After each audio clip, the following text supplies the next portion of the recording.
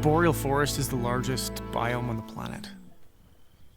And the first thing that I see are the trees.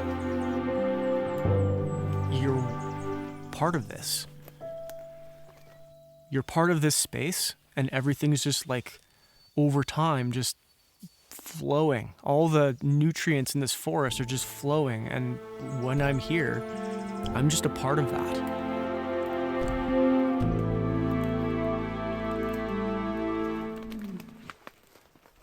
I've thought about it a number of times related to some elders in my family who have expressed the concept. You know, even my 85-year-old grandfather, having a conversation with him about him still feeling like he was 12 or 18 or something. Like, he was still that guy.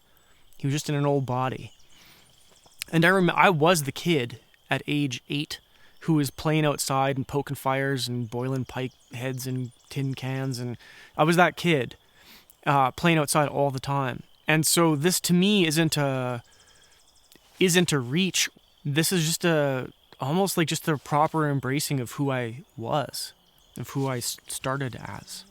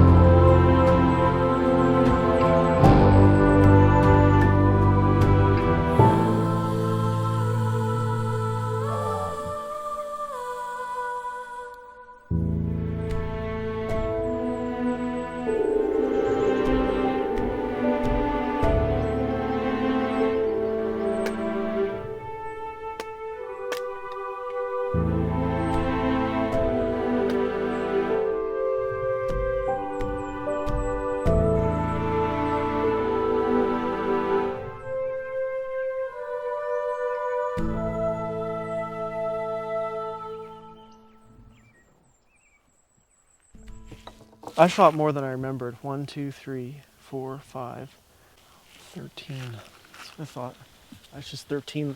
Doesn't sound like a big number.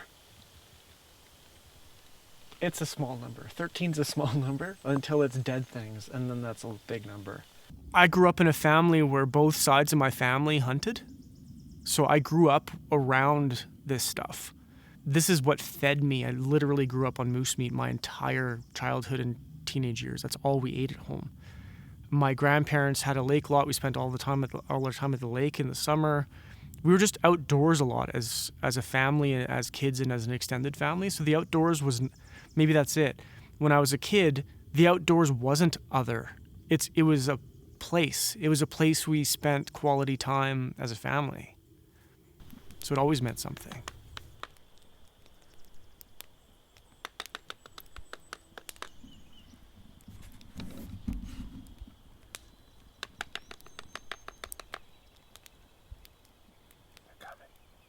Oh, that is so satisfying. So I remember from doing muskrats and from doing fish or whatever, like little creatures like this, if you stick with it, you could totally get all the ears off. Oh, but what do we do about this shit, Mr. Trapper? I'm no trapper, but you are. Oh, the milk glands? Yeah, they're stuck to the hide. Yeah, you gotta cut them off. Shit. So every female is gonna be a problem. Well, not if you like milk in your coffee. Oh, there we go. Like all things, when you've done it more than 0 times, you figure out the ways to do it a bit better. Thankfully for me, Eric, I have I have a really good opportunity to learn today. Dude, look at that. That's not no meat. That's like a lunch for one of us. And so we have 26 of these after one day of hunting rabbits. Why food culture became so important to me, I haven't really sat with that question much. I think it was because I always was looking externally to other countries that had such great things going on, that at some point, one day I came back from a trip probably and thought, why don't we have that here? And then I started to discover that we do have that here, and then buried myself in this little weird world where I spend all my time teaching it and pointing cameras at it. My job through the year is introducing people, whether in person or through cameras, introducing people to these spaces and the cool foods that are here. It's kind of it. My job is interpreting the wilderness, like this spot, into culinary food and beverage stuff. That's my job. And there is a not very small heart. Oh, we can do a skewer of rabbit hearts. We're gonna have so many, guys. Oh man, look at that. So if you only had like 20 of these and you only had like a willow skewer, that's awesome. My buddy Jeff Sanger taught me that when you're butchering stuff, less knife, more hands was kind of just a general rule. Yeah. I'm finding that it's easier to zip them open with just pulling the hide with my fingers than it is to even use my knife. Really? Yeah. So I woke up this morning. That's good. A little bit late, and I heard these guys laughing, and I thought, man, isn't that a nice thing that people like what they're doing and they're laughing? Because I often wake up with a different song stuck in my head every morning for whatever weird reason, and this morning it was that song. It's like, do what you love and call it work, throw a little money in the plate at church. Yeah, some old country song, I don't even know, but so that was cool. I enjoyed that. It's good that people are enjoying their passions. Did you know that rabbit testicles are huge? No. If I come over there and they're little tiny things and Kevin's calling them huge, I'm going to judge your testicle size. Fair.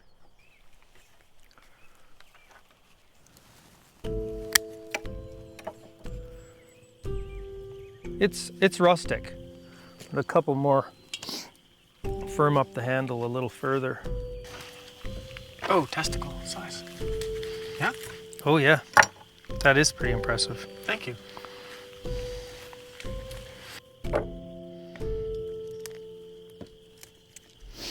Pop the joint like a chicken? www.ftw from thewild.com. Use promo code RABBIT and get 20% off. I think these normally go at about $1,500, but use the promo code RABBIT. Thanks, Eric. That was really helpful. Oh yeah, you betcha. When I shifted into doing hard things, building camps in the bush, or I don't know, winter camping and hand drilling fires and pointing cameras and taking 70-pound packs up the Rockies, that hard work felt good. Maybe not in the moment. I mean, it's hard in the moment, but seeing that strength in yourself, like almost nothing has been more empowering than that.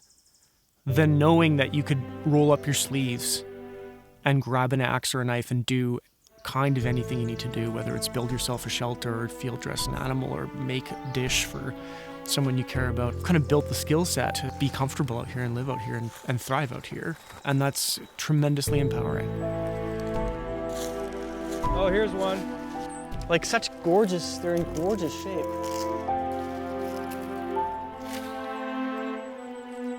Do you cut them right, Eric? If you're commercially picking them, you just cut them because you only really want that much and up anyway.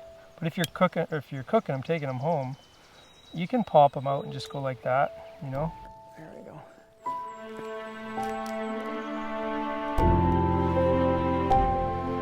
Oh, what an aroma.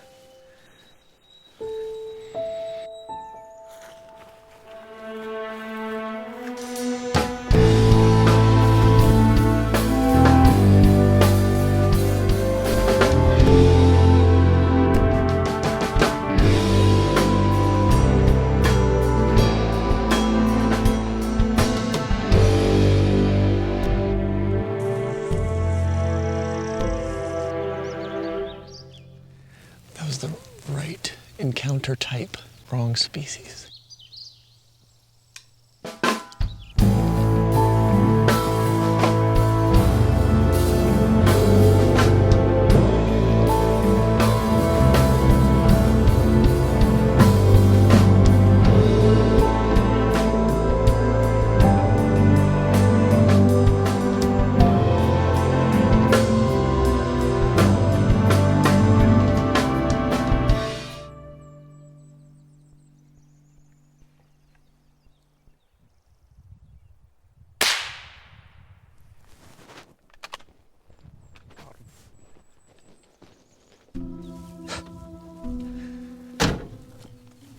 $18?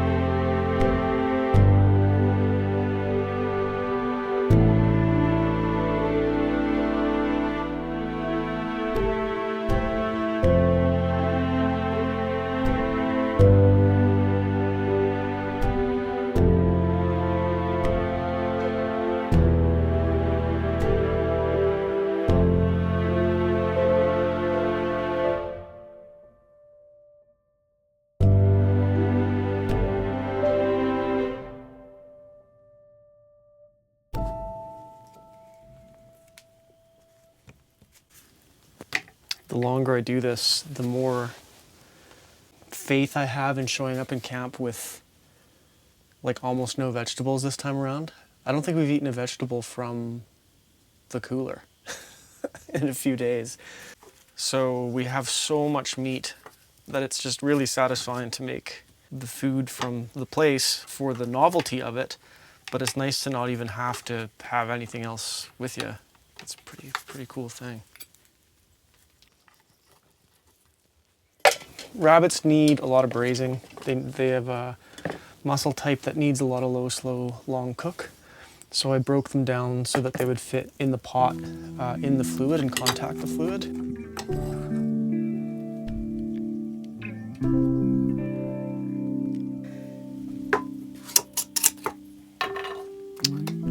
This is the wild ginger syrup from Jonathan Forbes. And it's unreal. It's got this florality and spiciness and general, it's almost fruity. It's got this general approachability. It's one of those ingredients that I don't know how anyone could not like that. So this is gonna be the sweet component in a sweet and sour here. When we're out here, we have to eat. And I'd considered kind of some easy, I like easy, put it in a pot, stick it on a stove and walk away from it, and rabbit really benefits from that anyway. And so I used red vinegar and soy and wild ginger syrup again. I wanted to make basically like a sweet and sour kind of vibe, with the sweet being the wild ginger. Stuck it on the stove, forgot about it.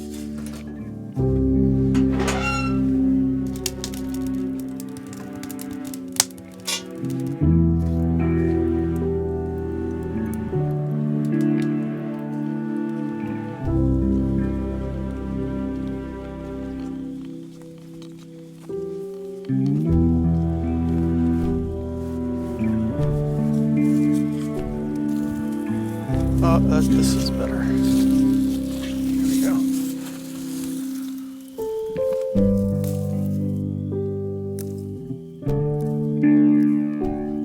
I actually think it's funny that, like, I grew up doing this kind of stuff to make a hot dog, but skewers are kind of not something people think about in the bush, and I love them. It's a cool way to make a dish that doesn't really create dishes. So we've got one for rabbit or hare hearts and one for morels for later. I'm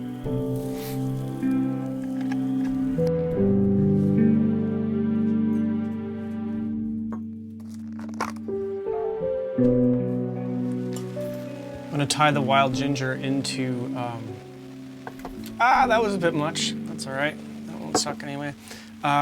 Just a finishing component of the dish. I have hare hearts and soy sauce, and we'll just let that kind of hang out while we're out hunting. And then we'll put it on one of these skewers and throw it on a grill. And then I'm gonna make a drink. I'm gonna make a drink out of this same stuff. This is the wild ginger syrup again. It wasn't the plan to use it in this trip because I didn't even know he was gonna make that until about 2 weeks ago. But I thought, man, I've got to be able to cocktail out of that. That's got to be something that I can fold into a drink. And so in thinking about ginger and thinking about drinks, and then ginger ale popped into my brain, and I thought, oh man, we always have rye in camp, so a rye and ginger would just be a slam dunk. An ounce. Ooh, let's do this. Ounce of the wild ginger. Noting that this is like eastern wild ginger, the species in the west apparently is different. Ounce of lemon juice. This is basically just a sour that's going to get modified with club soda to make it kind of that highball vibe.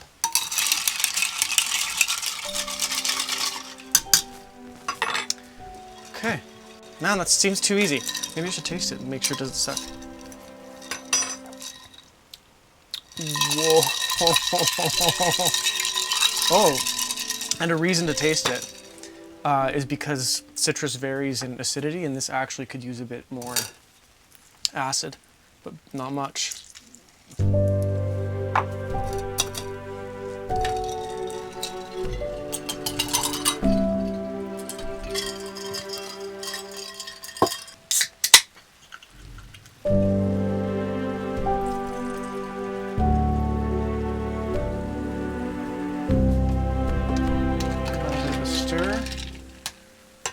And this stuff, which looks really weird, is candies that Jonathan made, and I thought, just maybe, they would make a garnish, and it looks like I'm gonna get that done. I found that drink tasted more ginger ale-y than I expected. And I found that the base spirit, the rye, was not aggressively punching through it, which means that the ginger really showed up. It's always a bit sad when you kind of use an ingredient like that and then you kind of can't find it on your palate, but in this case it was certainly present, and again, especially with those explosions of the little garnishes, it was delicious.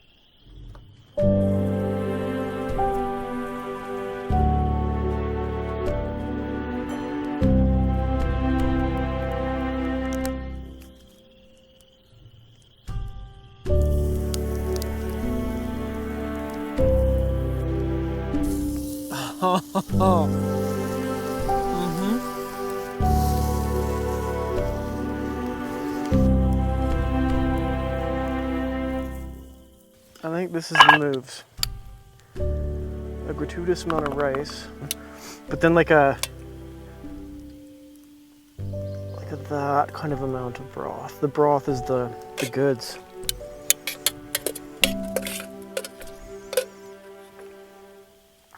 And like the rabbit on the side. With a couple hearts. Oh yeah, look at that. Oh, poppy yellow. So we ended up with this kind of, I don't know, this staff meal that was really expressive of now. And that made me happy because Preston's in camp. And it's nice to be able to feed somebody these flavors to have them kind of understand, I guess, some of the uniqueness of it, but also some of the default familiarity. You're not eating these foods and thinking, Like, this is the weirdest thing I've ever eaten. There's like, it just tastes like food, which changes your perception of this space when you start to understand that, like, no, this place is food, and the flavors aren't really that complicated for your brain to process. So when I walk through this space, all I see is food and resource. It has so much to offer. And I think, like anything else, whether it's a human or anything, it's sad to me that this place has so much to offer and that people are so blind to it. I am often teaching people that some of the coolest stuff around is the stuff you're under your boots. It's the stuff you're stepping on. You're literally stepping on food all day long out here, which has become, I guess, one of the motivators for me to do what I do. To peel back the layers and go, yeah, it can do this, but guess what else it can do?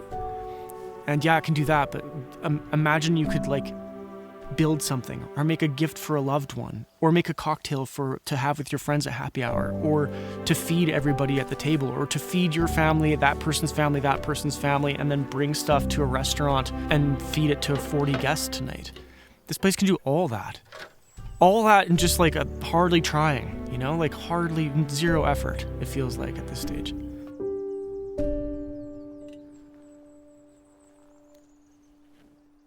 Well, today's a pretty fun day for me because in the last couple months I started working with Rge Rd on bringing, which is Blair's restaurant, bringing foraged ingredients into the kitchen, their bar and their pastry kitchen, which has been super fun. Blair and I, in season 5, were in Newfoundland connecting in a community where there was a tight relationship between forager and chef. And I recall the conversation back then in an airplane, he and I, looking at each other and going, like, we have to do something about this at home. We're the people to do it. Today, big event there. Paul from Rouge in Calgary is going to be there, and we have to get some wild flavors onto the menu tonight, and so we're picking fiddleheads for the dinner. And then the dinner itself features wild smokes. So it'll be something of a smoke sommelier today, which is also quite fun. When Eric was in camp, he was talking about the frustration with fiddleheads. Their seasonality is really challenging. Like, the ones over there are not in season. The ones over here are just in season, and they won't be for very long. And when we showed up here 2 days ago, these guys would have just barely been showing their face. So we kind of just hit the sweet spot of when to pick fiddleheads. Ooh, I just found the nettles on my hands. You know you've got stinging nettle when you touch it and it stings, that's how you know. I forget what we were doing at the time, but Eric spotted a bear and messaged us, and we kind of raced out to go see it, just up the hill from here. And I thought, interesting, I wonder if he's into this food source that we're into, doing basically the same thing we're doing. And this is the first time I've noticed the cow parsnip.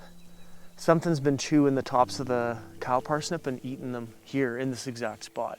And if you look, it kind of looks like something's been walking through here a fair bit. So I'm sure glad I didn't bring a gun. Oops. We'll have to kind of be heads up while we're in this spot. I did not trample all of this down. There's fiddlehead clusters that are just stomped on by Mr. Bear. And I'm just kind of in his spot stealing his food, so I'm gonna be snappy because what could go wrong? He's stealing a bear's food. I don't know.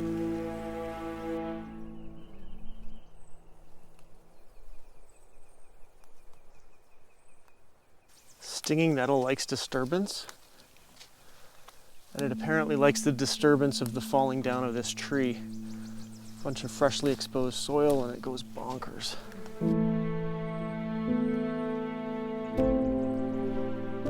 Okay, maybe we work our way back and I'll find a spot for like that basket full of horsetail. And then we're in pretty good shape actually. It's no nettles.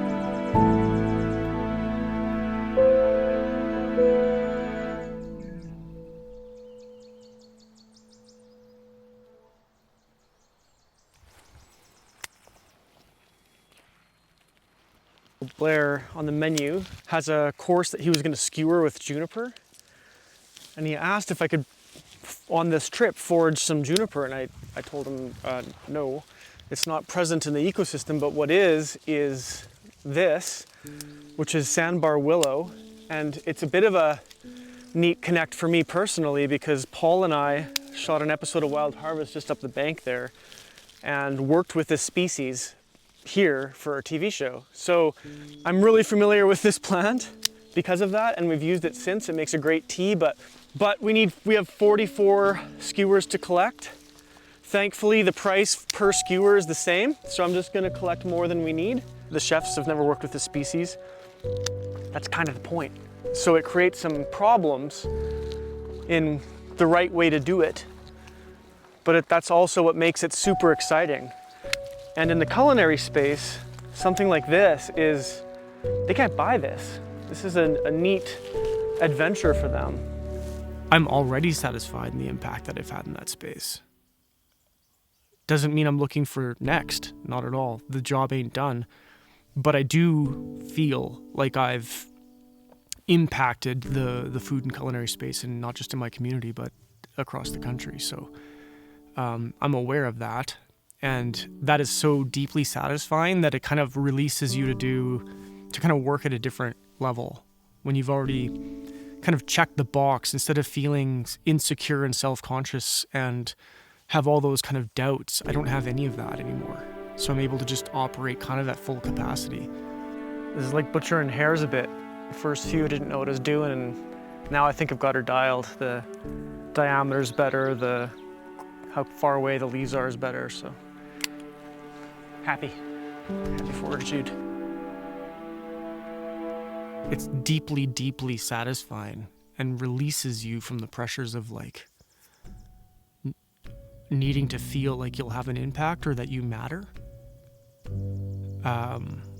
Those are important things for people, to feel like they have a place and that they're important. And I already feel like I have achieved that in this space.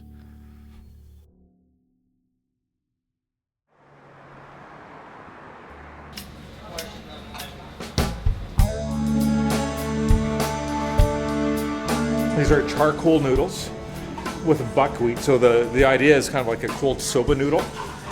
Going with black candied duck, but we need a green component, and these nettles that you just brought are perfect for it.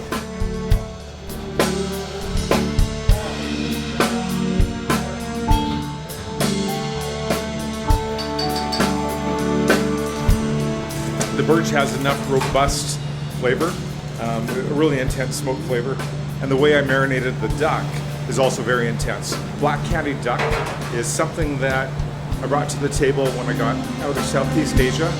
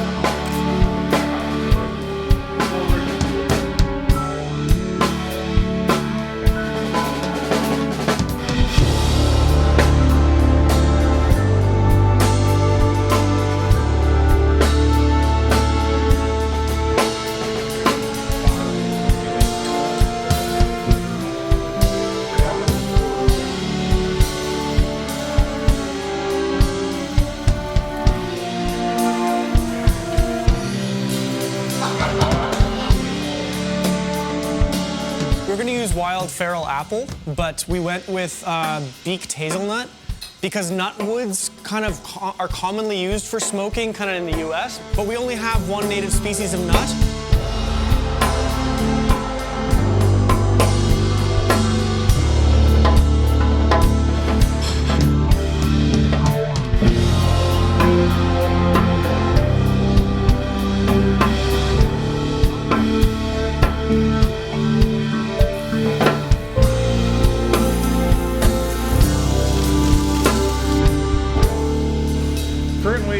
Using buffalo berry twigs, harvested by you, Kevin Coswin, to put into this smoke gun so I can use this torch to ignite the small twigs to pump smoke over here into a meringue.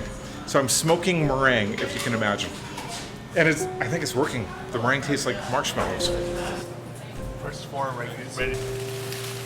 This was kind of a no-brainer for me. I thought we should bring buffalo berry smoke into this dish, and so the meringue is smoked with that plant. So as you can see, we take our guidance from Kevin. So if there's any issues, please bring it up with Kevin.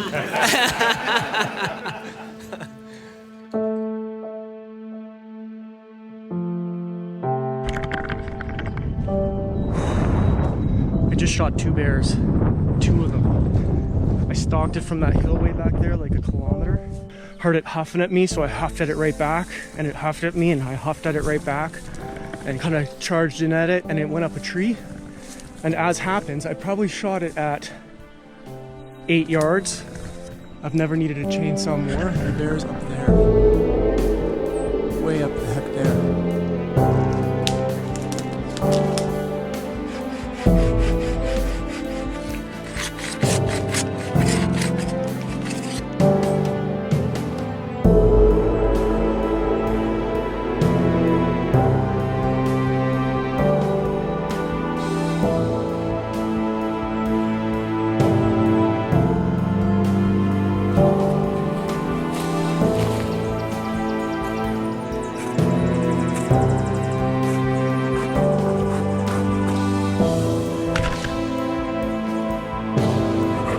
Came in today just to pick plants, and I thought, well, I better bring a gun in case I see a bear, and then that all happened. Anyway, my hands are gonna get bloody here in a second, and I won't have the ability to film this all. I just don't have the energy, so quite the day.